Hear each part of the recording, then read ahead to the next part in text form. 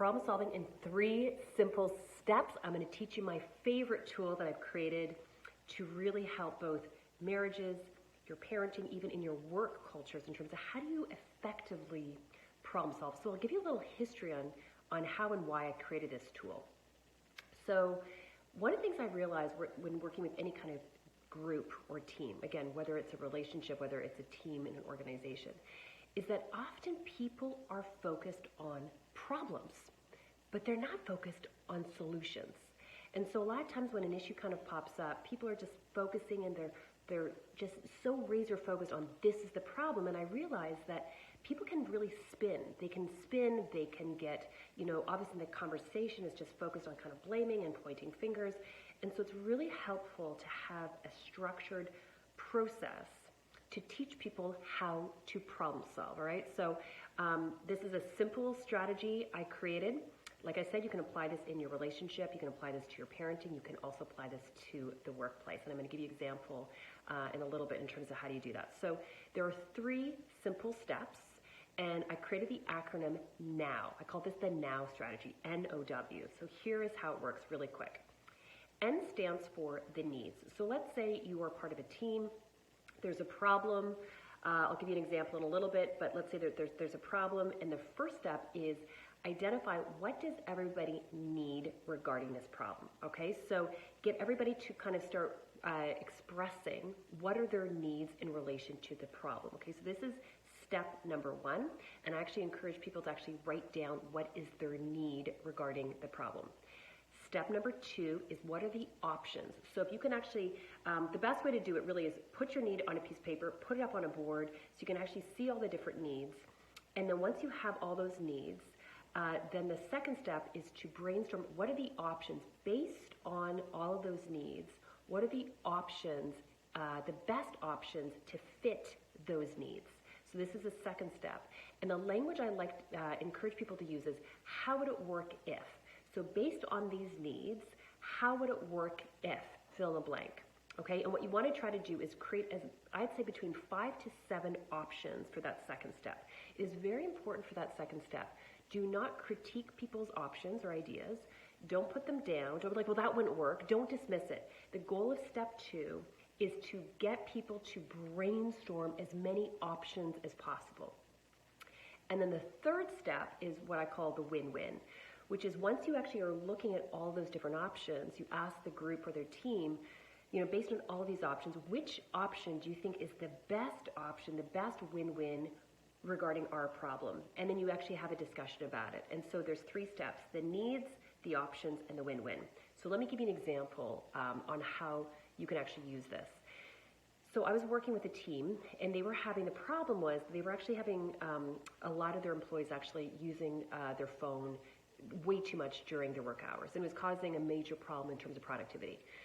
And so, this would kind of come up in conversations, but people were just kind of focusing on the problem, and it just kind of, again, it would spin. And that's what happens if we don't have a process.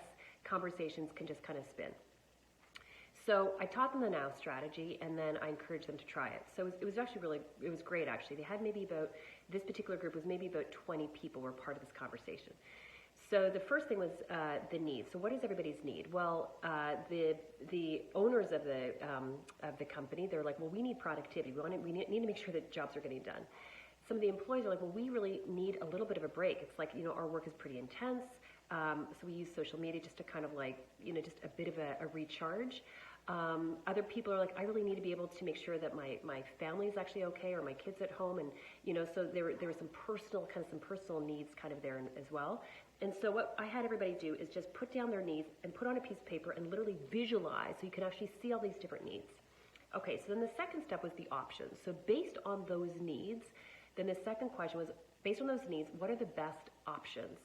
So, and this is an interesting piece of the 3 steps, because a lot of times we're really fast to focus on what we need, but we're not so great on the second step. In fact, a lot of times when I teach teams this, it's kind of silent. Everyone's like, I don't know. It's because we haven't trained our brain to focus on solutions. We're so hyper-focused on the problem, but we haven't trained our brain how to focus on solution. So don't be surprised if it's a little quiet during this. Just give people a chance to kind of start training their brain. Okay, what are some options? Again, that language, how would it work if? Well, how would it work if we basically had people basically just use their phone at lunchtime? How would it work if we actually said no phones actually at all, except before and after work? How would it work if we gave maybe a couple more breaks that were more structured, that people could actually use their phone? So they came up with about 3 or 4 different options. And again, the whole intent of that second step is not to critique or put down those ideas. And then once they kind of looked at all those, and again, it's collective, it's collaborative, then the third step was the win-win. And it was actually pretty cool watching everybody kind of engage in this conversation. There was a real consensus that the best option was to actually instill a couple more breaks, so that the phones were kind of to be used only in the lunchroom, but that there would be actually a couple more breaks, one more in the morning, one more in the afternoon, just to kind of break it up so that we could focus on that productivity. People could kind of get a little bit more of a refuel. They can kind of check in, just kind of like, disengage from work, check in with the family for a little bit if they need to. But then there was a clear boundary around that actually as well. And everyone felt really great about it because it was a collective discussion. So that's how it works, okay? So needs, options, win-win. I encourage you to start with something really small to practice it. Don't start using the now strategy on a really big issue. Start with really smaller problems and get people to kind of go through the 3 steps. I use this all the time with my family. I use it with my husband. I use this with my twins. I use this when I'm consulting and coaching teams. So this is like one of those, my favorite tools, but it does take practice. It does take practice, and you want to just kind of keep using it. So this is the focus around kind of identifying with what do we need and how are we going to lean in and actually solve it together.